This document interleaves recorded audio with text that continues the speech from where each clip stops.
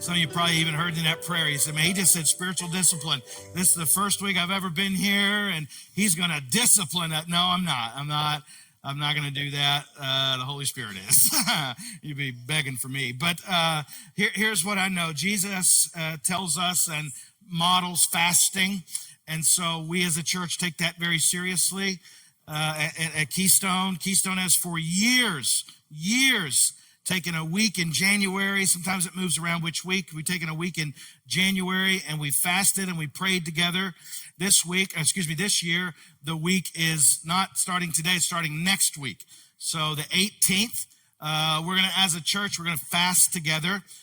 We have done that because we like to pair it or at least sync it up with our first prayer and praise of the season, which I'm excited for that, which is on January 21st. And I believe that's a great way to enter into 2026. It's not lost on me that we also have our first men's breakfast that week on January 24th. So plan accordingly. Break your fast that morning and really do all the things they tell you not to do. But you'll be fine. I have for years in preparation for that week of fasting done some teaching around the spiritual discipline of fasting. I'm going to tell you, I tell you every year, I just changed the number. This is, for the most part, the exact sermon that I have preached now 8 years. Out of curiosity, who's been here for all 8? All right, you can go, Kyle. You're good. No, I'm just kidding. You're fine. You want to hear this new illustration? Trust me. No, this is not a review. It's not a way to he just doesn't want to come up with something new. No, we're not going over the material because we forget. We're going over the material not because we forget, but because we resist. Over and over and over, right? Everybody I hear, right? You would think that this would get easier after all the years of doing it. I don't mean preaching it. I mean doing the fasting.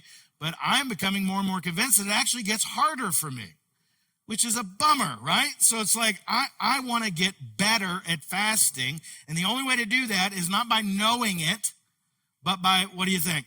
Doing it. So I share this with you again and again at the end of our time here in a few minutes. I'll ask you to ask God, what would you have me do? What do you think I should do? And I will challenge you to whatever he tells you to do. After you hear it, what should you first do? Starts with a B. Believe it. And then what do you think you should do? Obey it. It's not new stuff, guys. Why do we do this as a church? Couldn't I just do this on my own? You absolutely could, and I would suggest you do that. I calendar them out throughout the year so that I don't mistakenly schedule a lunch with somebody and be like, well, that's going to be awkward for you, but here we are. But I like to do it as a church. I like to do it in January. It's a good time I don't like to think of it as a reset, but there is some of that in there. We're kind of refitting or really taking that time at the beginning of a year. I know it's just a calendar, but I think that's kind of where our mind is. And so we do that. I also know that everybody I talk to all the time talks about how busy they are all the time, like it's a virtue or something. You know what I mean? Or don't dare tell people you took rest. You got to feel shame in that. Can I just tell you, the 5 days after Christmas Eve, I didn't do nothing. I did absolutely nothing. And I'm not ashamed to tell you that. All right? So I'm just making it okay for you to tell people that, what'd you do this weekend? Nothing. And that's okay. You're allowed to do that. And so as we prepare for the end of this month, because, I'm going to say it, this year is going to be huge. It's going to have a great year. I say that every single year. And I would say if I ever get up here on this Sunday and say, guys, this year, mediocre is inbound. You know what I mean? I would say, get rid of me. I've lost it. But we are going to be ready for that. We're going to be ready for that spiritually, physically, all these sort of things. And I can't wait to do it all together with you at first. So I will be talking about fasting today, if you haven't picked that up yet. The reason I say that even now is sometimes we can assume or think that when people are talking about fasting, they're being prideful. I take no pride in how I fast. The only reason I'm talking about it at the level I'm talking about it with detail is because I'm a teacher and I have to tell you what it's like and I have to show you some things. And also, never in my life until I came to Keystone did I ever hear a sermon on fasting. So there's a good likelihood that even though some of you have heard it now 8 times, if you came to multiple services over the year, you might be in the double digits on this. There's some that have never heard a sermon on fasting. There's some that have maybe read a book on it but never done it. What I know for sure is this. Fasting is a time where God is inviting you to spend time with him, not being distracted. I don't know about you. Like he wants your full attention. Do you ever give God your full attention? Do you ever give anything your full attention? Or are you easily distracted? Anybody in this room easily distracted? It could just happen, right? Good. About 8 of us together are distracted. The rest of you were on your phones. You couldn't answer. I get that. But we need some time, right? To just put things away and literally spend time with God, distraction free. I mean, you expect that from people. You ever talk to someone and maybe you know them really well, you've gone out to get coffee or lunch or whatever, and they're on their phone the whole time? Does that bother any of you? It bothers me, and I do it too. So this is not like, you're perfect. No, I'm not. But sometimes I just want to say, hey, I'm in the room with you, that can wait a little bit. Unless it's an emergency. Yeah, I get it. I do. But do you ever just want to spend the time with the person that you're with and just them, and not bring everybody you've ever known your whole entire life with you? Because I feel like that sometimes. My son Billy and I last week, someone gave us tickets to the Eagles game. So we went down, and I don't know if you watched the game on TV, but if you're in the stadium, the headline was, "It's cold." And, and we're not that tough. So we layered up. I had 2 pairs of gloves on. I saved the second pair for when I really got cold. Do you guys do that? Layer 1, and when I really get cold, I'm putting that second layer on. And so I had these huge, stupid gloves on. It looked like I was going skiing. And a jacket looked like I was getting ready to do a spacewalk. And just my eyes and nose. And we were sitting there, and we had this discovery, and you could ask us, we had this discovery. We'd been together for an hour, and even though we're in this huge stadium with a lot of people, we only had each other to talk to. And here's why. It was too cold to be on our phone because we didn't want to take our gloves off. And so I actually just sat there with my son and enjoyed a game without any sort of I need to update so-and-so that I'm at the game. No, I didn't. I took one picture and I was like, well, that's that for that. It's zipped up. Billy's I think I'm going to take a picture. Can you just send me that one you took? I was like, yeah, but it's going to be an hour and a half, And so, but it was kind of nice. On the way home, we were talking hey, that was kind of nice. I was just in the room with the person I wanted to be in the room with. I didn't have to bring everybody I've ever known in my entire life with me and give them constant updates all the time. Do you guys feel the need to do that? It's nauseating sometimes. Group text after group text. Good grief, I'm at the game. Leave me alone. So gloves on, I think that might be a way to think about your fasting, because we can get distracted and we can really forget the actual thing that we're doing. And I think fasting can really help you out with that distraction. So all cards on the table. I said this is a spiritual discipline. It is. And it actually gets harder the more you do it. I said that. You say, well, what do I mean by that? Most disciplines, not all, there's certainly outliers for some of us, a crowd this size and online, somebody will say that doesn't apply to me, fine. But the general rule is when we do other disciplines, you tend to get better at it and it gets easier. Not easy, but you tend to manipulate it a little bit better in a good way. Your prayer life, the more you do it, the better you get at it. I think we'd probably all agree with that. The more you read your Bible, the better you get at it. It kind of plays on. Anybody in a Bible through the year program? Yeah, what day are we on? You what? Job. Wow, that's heavy. So has anybody missed a day yet? No, it's early. Yes, some of you have. It's okay. Just read 2 tomorrow. That's my advice to you. Going to church, the more you do it, the kind of better it gets. I'm not downplaying it. I'm just saying you get into this rhythm. Going to CG, the more you do it, the better you get at it, the more value you find in it. I think not the only, but one of them that a spiritual discipline of giving and generosity, I feel like that does closely relate to fasting. Not saying you don't get better at it. I'm saying you never stop feeling it. In a sacrificial way. Worship, fellowship, evangelize, serving. These are all things, the more you do it, because it's something you do, the kind of more normal it becomes to you. But fasting is different because you don't just do it. What else do you? You feel it. And there's never a moment when you're fasting that you don't feel it. I have never fasted and forgotten that I was fasting. Anybody? No. In fact, what it shows me is that I think about eating too much. So why is it so hard to tackle fasting? Because it's not fun? It's not fun. Because it isn't easy? It's not easy. It is mentioned, though, in the Bible quite a bit, more so than baptism. Not much, but more. There's 75 mentions of baptism and 77 of fasting. So it isn't like, good Bible readers, you just missed it. You didn't miss it. You just don't do it, okay? It's so different than the other disciplines because you feel it in your body. It's a form of suffering that you are choosing to do. Most of us would not choose suffering if given the option, right? Like I chose to go to an Eagles game where it was cold, but there was not a moment where I couldn't get up and go to my car, which we did about halfway through the third quarter. So it's hard to do. Several years ago, Pastor John, who started this church, he doesn't like me to tell people this, but it's silly to say, he would never agree with this. I don't care. He's not here. Maybe he'll watch later. He's an expert in fasting, all right? I think some of y'all know him pretty well.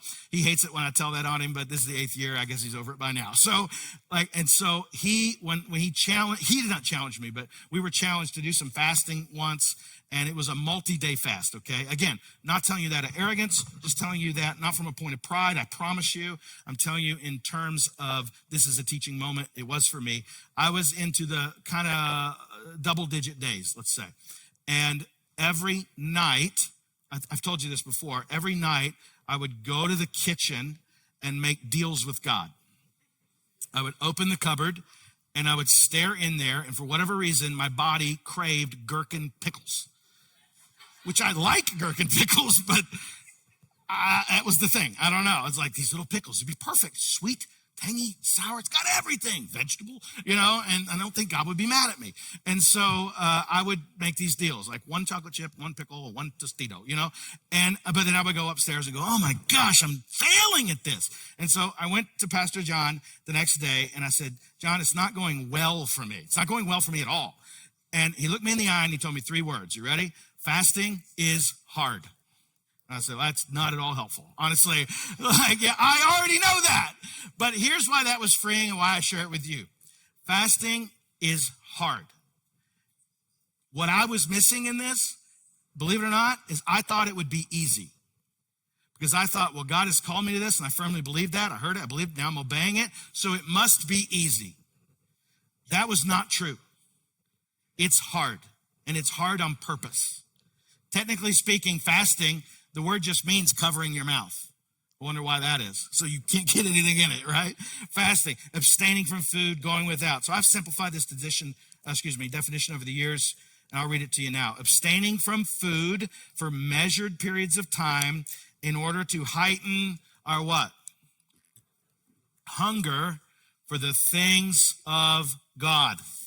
That is hard. And I want to be very upfront with you about that.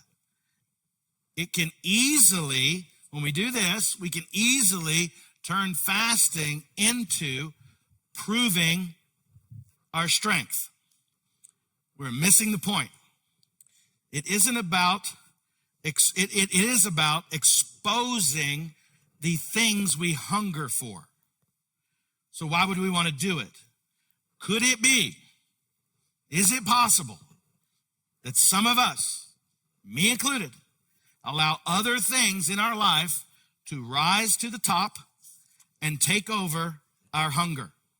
And then we wonder why our lives are just not where they should be. I think it's possible. Every year, I read you a list of a survey that I read years and years ago. And every year, I say, raise your hand if any of these are used. Well, again, I do that. Top areas that believers that I know personally, I didn't do the survey, but man, it was like I did. Have you ever in the last year experienced inconsistent time with God? Nobody. All right, 100%. Don't you ever not sense God's presence in your life? Okay, now you're catching on. Did any of you this year have any areas of your life that you just can't beat? Yeah, of course you did. How about you're not getting answers? Interesting. My prayers, you ever feel empty or cold? All right, this is a check-in time. For 8 years now, I've read a list. I didn't change it. And for 8 years, some of us have raised our hand. What's the problem? What's the problem, guys? Did you not have the right journal? Did you not do the right pray through the Bible plan? What happened? See, I don't think so. I don't think that's what happened. I think we got distracted. I think we get busy. And so the world would even say, well, to break those patterns, well, let's say you have inconsistent time with God. Well, then you should just read your Bible more. That's the whole problem, like in order to not do the thing you do, just do more of it. But that's the purpose. I'm not doing it. Okay, well, how do I have a better prayer life? Just pray more. I tried that. I'm inconsistent. And so I try these things. I do these things. What should I do? I think this is where fasting comes in. I think sometimes we think I can just put a Band-Aid on it and it'll go away. Well, did it? You tried that. Did that work? I mean, I'll tell you this, right now, I'll just use my car. My car is filthy dirty right now. Does anybody have a filthy dirty car? There's a salt layer on it. I don't even know what color the car is anymore. We got a new car in the fall, and I'm like, what color did we buy? I'm like, I think it was this, but I can't tell. I'm not washing it, though, because it's too cold. I like to do my hand wash anyway. It's too cold. My hands get cold. You can't wash with those big gloves like you do. But it's cold, and even if I do wash it, it's going to get dirty again. The only thing on the exterior I'm washing right now is when I walk around the back, I rub my thumb on the backup camera so I can see to get out. Because one day I was like, what in the world? It's like, it's like fog. I'm like, are we backing into like the Dagobah system here? Like, what's going on? But let me tell you this. You can check it. If you go out right now, I'm not going to have any of you do this. You go out right now, you open those doors, the inside of that car, pristine. Pristine. I vacuum it out. I clean it up. I clean the little screen that you're not supposed to touch while you're driving. I do everything on the inside that matters. And you guys know how I feel about clutter. I am on record for that. I don't like it. Why do you do that? Because I don't want to sit inside of a mess. I can handle the outside being dirty. The outside is not my goal when I'm fasting. The purpose of fasting is not to polish the exterior of my life. You can't fast your way like that. So it's not exactly the same, but it's similar. Fasting isn't about your exterior. It's about what? Guess what? It always comes back to my heart. And so when I start to think through fasting, as I always do, I start to ask myself, how does my hunger for food compare to my hunger for God? Matthew 5, blessed are those who hunger and thirst for what? What does it say? Righteousness. It does say righteousness. It doesn't say, blessed are those who hunger and thirst for cheesecake. No, it says righteousness. So what happens if I hunger and thirst for righteousness? They shall be satisfied. You guys like to be satisfied? I'm pretty satisfied with being satisfied, So this is teaching and showing us, these are the words of the Lord. If I hunger for God, I will be satisfied. I will be blessed. Fasting is really when your hunger for God exceeds your hunger for food or whatever else. And you determine and understand and maybe discover again that this is what I was made to hunger for. And the type of hunger I have for food could be similar. I know it's not the same, but it could be similar to the hunger for righteousness. I mean, I would say our culture, it's tough to even teach about hunger. We rarely are really hungry. Again, I'm no fool. I know that food is an issue with many of us. But what I'm saying is we don't have overall in our part of the world a great understanding for what it's like to really be hungry. I mean, when I pull in my car into a little parking spot down there to go into my office, there are 5 opportunities to eat from my car to my desk. And that's not counting the snacks I have hidden in my desk. You know what I'm saying? I got food in my car. Do you guys have food in your car? I was cleaning out the car the other day. I found a little baggie that has peanut butter and crackers in it. I was like, Jennifer, where do these come from? She's like, I put those there. I was like, well, thank you. These are great. These are great. How long are you really hungry for these days? 20 minutes? What I found is I'm rarely hungry. I just want to eat. And so do I have that kind of hunger? This isn't a stretch, really. Do I have that kind of hunger for God? Do I feel it when I miss a Bible time? Do I feel it when I miss church or CG or my time with the Lord? Do I feel it? Or is it just something I'm like, well, it's no big deal? If you're curious where you'd be on this scale of hunger for God, hunger for food, I would invite you next week to fast for 2 days. You will find out very quickly how much you depend on certain things. When I fast, I realize there's areas of my spiritual life that may be growing cold because I've not been hungering and thirsting for them. And sometimes I can just get into a pattern with those things. I find other things to satisfy me. Typically, it's junk. I fill up on junk. And so I want to read this to you in John 4. Do you save room for God? We'll just look at this. There's 2 types of people here. John 4, 1 through 6, and then we'll work our way just up a little bit from that. So Jesus learned that the Pharisees had heard that Jesus was making and baptizing more disciples than John. This is important because it shows where he's going. Although Jesus himself did not baptize, but only his disciples. So it kicks in here. He left Judea, departed again for Galilee, and he had to pass through Samaria. If you can kind of see it on a map, he went through there on purpose. So he came to a town of Samaria called Sychar, near the field that Jacob had given to his son Joseph. Old Testament, we'll get to that later this year, believe it or not. Jacob's well was there. And Jesus, wearied as he was from his journey, was sitting beside the well. It was about the 6th hour. So just to put this into context for the purpose for today, that's about 30 miles that they walked. Like some of you do your steps and stuff. You're not walking 30 miles in a couple days, okay? That would be, if you don't have a good idea what 30 miles is, well, it's more than a marathon, like 5 miles more, 4.8 miles more, so 3.8 miles. And what he's doing is he's walking there. So that would be like if all of us got up right now and via I-76 walked to Citizens Bank Park. You'd still miss the first pitch because I know it's not a baseball game today, but if you walk on I-76, there's always traffic. Doesn't matter how early you leave, you miss the first pitch. But what is, be honest here, what is on your mind when you arrive at Citizens Bank Park after 30 miles of walking? Bathroom, okay, food and water. Maybe specifically a little ice cream helmet, right? Like, let's get there. I don't normally do that early in the game, but I'm going to eventually, right? So that's what I'm thinking about. Jesus is thinking about this. A woman from Samaria, he did go to a well. He did go to get a drink. A woman from Samaria, verse 7, came to draw water, and Jesus said to her, "Give me a drink." For his disciples had gone away into the city to buy food. That's going to come back, don't worry. Jesus talks with the lady. He makes a friend. Disciples go off to find food. Now, I'm going to have you meet me at verse 31. There is an incredible sermon that is sitting in between these 2 verses, but it's not what we're preaching on today. Read it on your own. It is phenomenal. Read it in light of John 3, and it'll really open your eyes to a lot of stuff going on. That's a little assignment for you. Anyway, verse 31. All that happens, verse 31. Meanwhile, the disciples were urging him, saying what? "Rabbi, eat." And he turned to them and said, "I have food to eat that you do not know about." So you got the disciples back. They're saying, "Jesus, have a bite. Go on. It's eat time. Let's do that now." Why were they so motivated? Because we can't eat till he eats. So you eat. Let's all eat. And Jesus tells them, "I have food to eat that you don't know about." They were perplexed. They were hungry. They were ready to fill their life up on junk.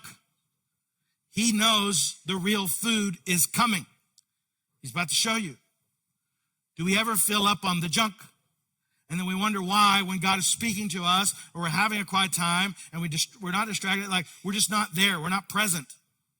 It's because we're thinking about everything else that's going on, and we don't just make time and make room for the real thing. Not to belabor the point of eating, but to me, it's kind of like when I go to one of those Brazilian steakhouses. You ever been to one of those? Oh my gosh. Don't go to one this month, all right? But wow, I love going. I can't go that often, maybe like once every 5 years, honestly. And I sit down, but I have a total game plan for the good stuff. But the server comes over, and what do they always say? They put bread down on your table, and I tell the people I'm with, don't touch that. That's not for you. That's a trick, okay? And then they'll say, go enjoy the beautiful what? Salad bar. And I was like, I don't think so, mister. I came here for one thing. And it's not on the salad bar. And it's not in that little bread basket. It's on those skewers. Slice it off. Let's get it over here. What do I need to do to get that across to you? That's my game plan. I'm not filling up on all the junk. Now, I know salad bar is not junk, but it is for that 2 hours. For what you're paying, I'm not paying for romaine lettuce. You know what I'm saying? A little chickpea. I love a chickpea, but not tonight. Not tonight. I know why I'm here. I'm here for those skewers. Believe it or not, this is how we treat the Lord sometimes. We fill up on junk. We get all full. We think we've eaten the good stuff, and then the good stuff gets to us, and we're like, man, I am tired. Why do I have such an inconsistent time with God? Because you only have so much hunger in your life. Your capacity is your capacity. What are you filling up on? Your capacity for hunger is limited. I bet it is limited by your distractions. Things that could be good things, but they're not the reason you're here. Maybe you work a lot. I kind of made a list. Do you work a lot? Nothing wrong with working a lot. Work is a gift. Work was given us prior to the fall of man. It's a gift. Labor is a gift. But are you overdoing it? You working 80 hours a week and wondering why you don't know your family? It's because you're filling up on what you think is a good thing. It's good to provide for your family. Entertainment, man, we love to entertain ourselves, don't we?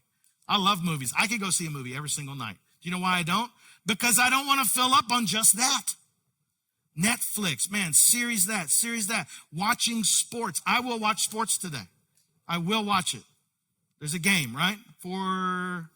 See, you guys are going to watch with me. I see another. It's like we're at a pep rally in here right now. I wish you could see the green. I got green on. Don't talk about me. But it's like, wow, and that's a good thing. It's entertainment. It's a release. But when it's over, it's over. And hopefully we'll get another week. I'm not saying that. But my point is, are we filling up on all these perceived good things that when our capacity is full, we just don't have time for the good stuff? We eat a lot. I get that. How about the sports you don't play, the sports your kids play? Are you filling up on that? You ever think about that? Maybe you got a hobby, you're still playing, that's great. But like, how much time are you spending on other people's sports, getting them to their practice, getting them to their 5 sports they're part of, their travel elite all-star double diamond league that they're in? That's so exclusive. Like, I get it, great. I hope he makes the majors someday, right? But I'm just telling you, you fill up on junk. Don't be surprised if next year when I preach this again and we go through the list, don't be surprised when you still haven't dialed in your quiet time. But boy, I watched all the series on Netflix. I'm caught up on all 8 seasons. Great. What am I missing, right? God, why do I not hunger for you? Well, because you ate all the bread. You spent too much time on that. Jesus says, I have food to eat that you don't know about. What was their response? Typical. This is honestly one of the funniest verses in the entire Bible. I know it's not meant to be funny, but it's funny to me. John 4:33. Disciples said to one another, has anyone brought him something to eat? Where did he eat? I don't see him eat.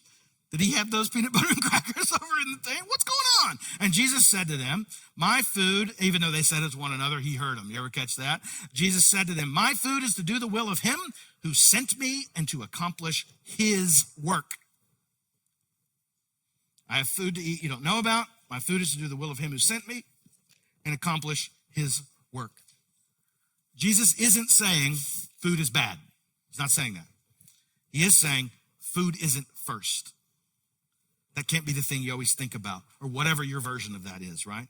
He knows why he's here, and he's chosen what will get my hunger.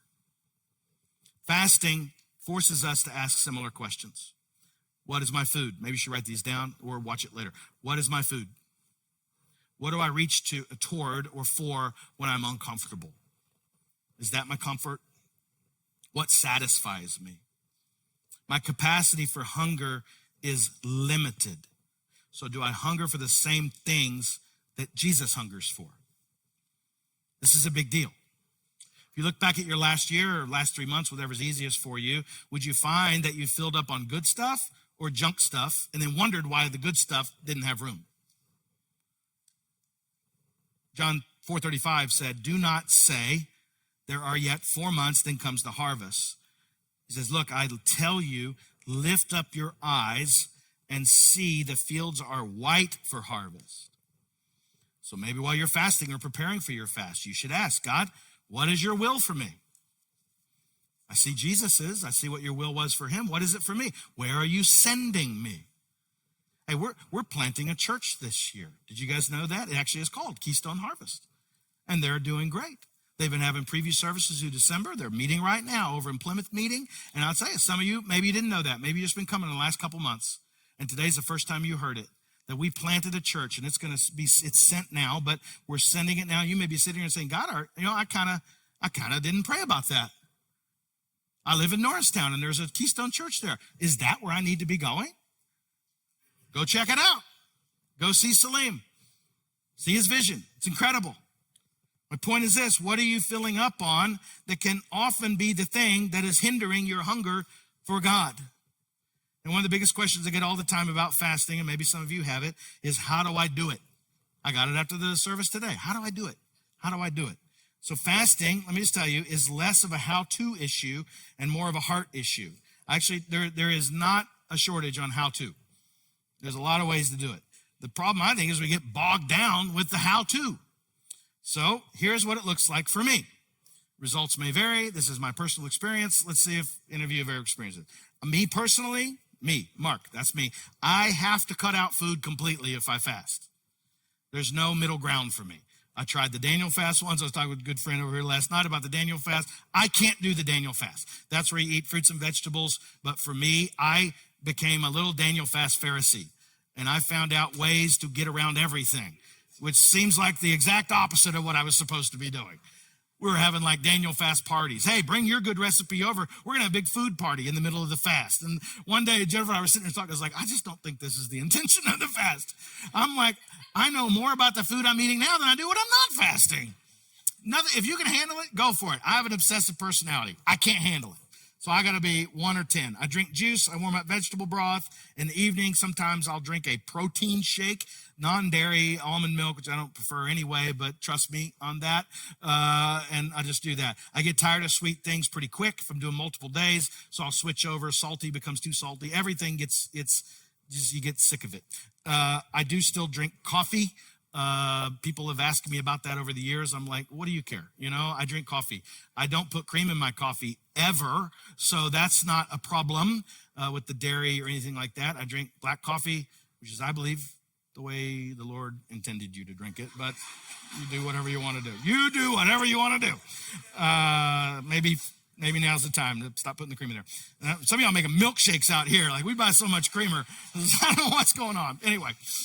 Better see that go down next week. So I do still work out. That's something I do for my mental, not just physical. I'm not an elite athlete. It's not really affecting that much, okay?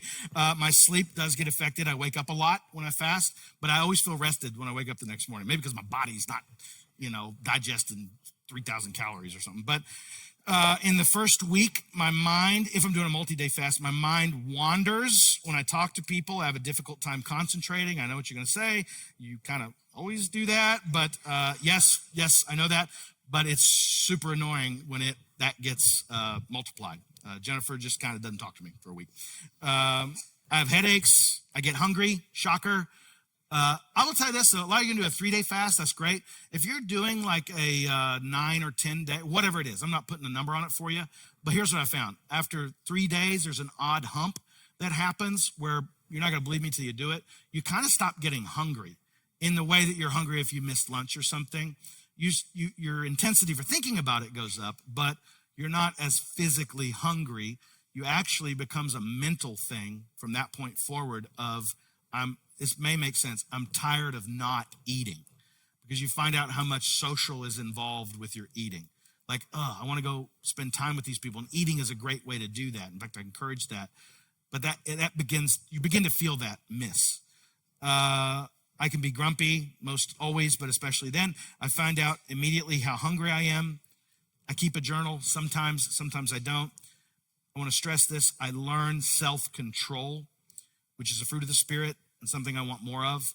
Fasting empties you, but it doesn't leave you that way. Rest assured. Zechariah 7 says, say to all the people of the land and priests, when you fasted and mourned in the 5th month and in the 7th for those 70 years, here's what's important. Was it for me you fasted? Was it for God? The reason I bring that up is I've talked to a lot of people with good intentions, and I agree with this. They would say, I'm having an issue in my life right now, or whatever it is. I'm being very general on purpose. I'm going to fast until I get an answer. And I would say caution on that. what I found is you cannot hold God hostage. You can't outwait an eternal, infinite being. You can't do it. And so the reason for fasting may ultimately be to get an answer or a breakthrough, but I'll tell you from experience and talking with others, rarely does the answer or breakthrough come during the time of fasting. Does this make sense? It's like a lot of things. I did the thing and then afterwards thought about it and got the thing I was looking for. So make of that what you will. That's just from experience. The purpose, singular purpose, is to spend unobstructed time with God and to discover what you hunger most for. You will get answers to things. I'm not saying that, because why would you do it? But be very careful if that's your reason. Does that make sense? If it doesn't make sense, come talk to me about that, because I can see where that would be a little confusing. Overall, pick something and do it. Just do it. Do a day. Do a half a day. Because what we're really after is spending time with God. Psalm 84 says this, "For a day in your courts is better than 1,000 elsewhere." I'd rather hold the door on the house of God than dwell in the comfy tent of the wickedness. I'm adding some words for emphasis. Since God is the one doing the inviting, I'll have our worship team come up. We're going to spend just a few minutes talking to him, okay? So let's just go ahead and bow your head. I'm going to read a little quote to you, and then we're going to pray through it. Donald Whitney, who wrote a book on this, he said, "I think when most people fast," and I'll set this up a little bit better now. I think we think it's a hunger issue, but it's not. Just hear me out. Don Whitney, "I think when most people fast, they just see it as something to endure. The Bible says to fast, so I'm going to do it. I'm going to go 24 hours without eating. And the whole time our stomach growls and our head aches and we think, man, I'm hungry. And then our next thought is, oh, that's right, I'm hungry because I'm fasting. And our next thought is, how much time till this is over?" I've done all these, by the way. This is just something to be endured. So he would reposition it like this: I'm fasting on purpose. Let's say your purpose is to have a deeper prayer life. So I'm now extrapolating. Maybe my purpose is to have a deeper prayer life, maybe of the 5 things, right, or 6, or how many there were. I want to have a deeper prayer life. So I'm going to fast in the hopes that this will allow me to remove some distractions and have a deeper prayer life. And so when I'm hungry, I'm going to have my hunger actually serve me for a greater purpose. A failure to see fasting as just something to be endured, that isn't what it's for. You will be enduring it, but that's not what it's for. It's not to prove that you can do it. Your hunger isn't your enemy. Your hunger is your remember. This is why I'm doing this. So, Father, thank you so much for the power of the gospel, the good news, and for your presence this morning. I ask you, God, that you would minister to us in a way that would be life-giving and transforming. And even as we're praying now, some maybe have never fasted or never even thought about it. They may be feeling fear for what lies ahead. Maybe looking at a list of frustrations and just be frustrated. God, I know you're excited to do this. God, would you show us today that you love us? Would you grow our hunger in proportion to your greatness? And so I would say, ask these 3 questions even now as you prepare for this. God, are you inviting me to fast? Believe it or not, God might say no. Not right now. It's not the right time for you. That's okay. We picked this because of calendars. We didn't take everybody else's calendar into account. Some of you may say, this is the absolute worst time I could ever possibly do it. So I've got this, I got that, then do it another time. You're not disappointing God by obeying him. 2, God, if you said yes, how long would you like me to fast? A day? 2 days? I don't know. Let him decide. And God, what would you like to talk with me about during the fast? That's how I would pray this week. That is how I'm going to pray this week. God, I thank you that you know the details of every situation that is in this room. And by faith, we ask that you would work miraculously in each situation. And I thank you in advance. You're going to bring glory to your name because you are good. And you always glorify yourself. So God, by faith, we trust you. We want to hear you. We want to believe you. And we will obey you.